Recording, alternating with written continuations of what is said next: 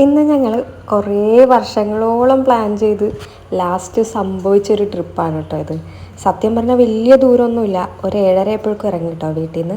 ഇന്ന് ഞങ്ങൾ അതിരപ്പള്ളി പോവാണ് കേട്ടോ.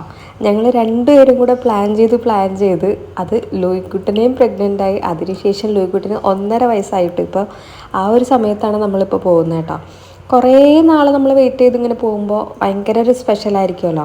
ഇന്ന് പ്രത്യേകിച്ച് ലൂയിക്കുട്ടനും കൂടെ ഉള്ളപ്പോൾ അവനെയും കൊണ്ട് അവൻ്റെ ഫസ്റ്റ് ട്രിപ്പാണ് കേട്ടോ. അവനെ ദൂരങ്ങൾക്ക് അധികം കൊണ്ടുപോയിട്ടില്ല.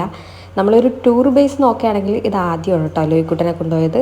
നമ്മൾ അതിരപ്പള്ളി വെള്ളച്ചാട്ടം കാണാനാണ് ഇന്ന് പോകുന്നത്. അപ്പോൾ നമ്മൾ വാഴച്ചാലിൽ ചെന്നിട്ട് 120 രൂപയാണ് കേട്ടോ അവിടെ ടിക്കറ്റിന്.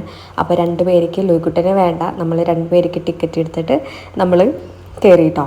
ലൂയിക്കുട്ടൻ ഭയങ്കര എക്സൈറ്റഡ് ആയിരുന്നു. ആദ്യമായിട്ടാണ് ലൂയിക്കുട്ടൻ വെള്ളച്ചാട്ടം കാണുന്നത് കേട്ടോ. അത്യാവശ്യം നല്ല രീതിയിൽ വെള്ളം ഉണ്ടായിരുന്നു, പക്ഷെ ഭയങ്കര ക്രൗഡഡ് ഒന്നും ആയിരുന്നില്ല. നല്ലൊരു എന്താ പറയുക, നമുക്ക് കുറച്ച് നേരം ഒന്ന് നല്ല രീതിയിൽ അവിടേക്ക് ഇരിക്കാനും കുറച്ചൊക്കെ നടക്കാനൊക്കെ വലിയൊരു പ്രശ്നമില്ല. പക്ഷേ പിള്ളേരെ കൊണ്ടുപോകുമ്പോൾ നമ്മൾ ഭയങ്കര അധികം ശ്രദ്ധിക്കേണ്ട ഒരു സ്ഥലവും കൂടെയാണ് കേട്ടോ. അവർക്കിങ്ങനെ ഓടിപ്പെട്ടെന്നൊന്നും നടക്കാൻ പറ്റില്ല, കുഞ്ഞു കുട്ടികൾക്ക് വീഴാനുള്ള ചാൻസ് കൂടുതലും. അതേപോലെ തന്നെ നല്ലോണം കല്ലൊക്കെ ആണല്ലോ ആ ഒരു ഭാഗത്തുണ്ടാവുക. അപ്പോൾ ഞാൻ ലൂയിക്കുട്ടനെ ഓൾറെഡി ഫുഡൊക്കെ എടുത്ത് പിടിച്ചിട്ടുണ്ടായിരുന്നു കേട്ടോ. പിന്നെ ലൂയിക്കുട്ടൻ വെള്ളം കൂടിയാണ് ഏത് നേരം. അപ്പോൾ ലൂയിക്കുട്ടനുള്ള ഫുഡൊക്കെ ഓൾറെഡി സെറ്റാക്കി കൊണ്ടുവച്ചിട്ടുണ്ടായിരുന്നു. അതുകൊണ്ട് വലിയൊരു പ്രശ്നം ഉണ്ടായിരുന്നില്ല കേട്ടോ. നമ്മൾ പുറത്തുനിന്ന് ആ ഒരു ഭാഗത്ത് ചിലപ്പോൾ ഇവന് കഴിക്കാൻ പറ്റുന്ന ഭക്ഷണം ഉണ്ടാവണം എന്നില്ലല്ലോ. അങ്ങനെ കുറേ നേരം ഞാനും ലൂയിക്കുട്ടനൊക്കെ അവിടെ നടന്നു കേട്ടോ. ലൂയിക്കുട്ടന് ഇഷ്ടമായിരുന്നു കേട്ടോ നടക്കാനൊക്കെ. ഓടി നടക്കാൻ അത്യാവശ്യം സ്ഥലമൊക്കെ ഉണ്ടായിരുന്നെങ്കിലും വലിയ കുഴപ്പമൊന്നും ഉണ്ടായിരുന്നില്ല. നമുക്ക് ജസ്റ്റ് നമ്മുടെ ഒന്ന് കണ്ടെത്താ ദൂരത്തൊക്കെ ഉണ്ടായിരുന്നു കേട്ടോ കുട്ടി. അപ്പോൾ നമ്മൾ അങ്ങനെ കുറച്ച് നേരം ലൂയിക്കുട്ടനൊക്കെ അവിടെയൊക്കെ നടത്തി കേട്ടോ. അതേപോലെ ഇവിടെ പിള്ളേർക്ക് കളിക്കാനും അത്യാവശ്യം ഒരു പ്ലേ ഏരിയ ഉണ്ട് കേട്ടോ.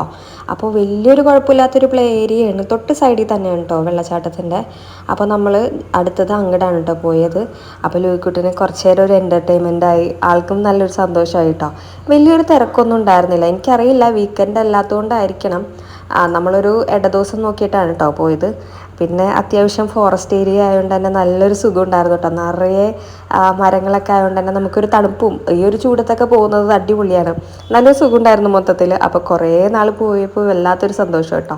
അത് കഴിഞ്ഞിട്ട് നമ്മൾ ഷാപ്പിലാണ് കേട്ടോ പോയത്. ഷാപ്പിൽ പോയിട്ട് ഫുഡൊക്കെ കഴിച്ചിട്ടാണ് നമ്മൾ നേരെ വീട്ടിലേക്ക് പോയത്.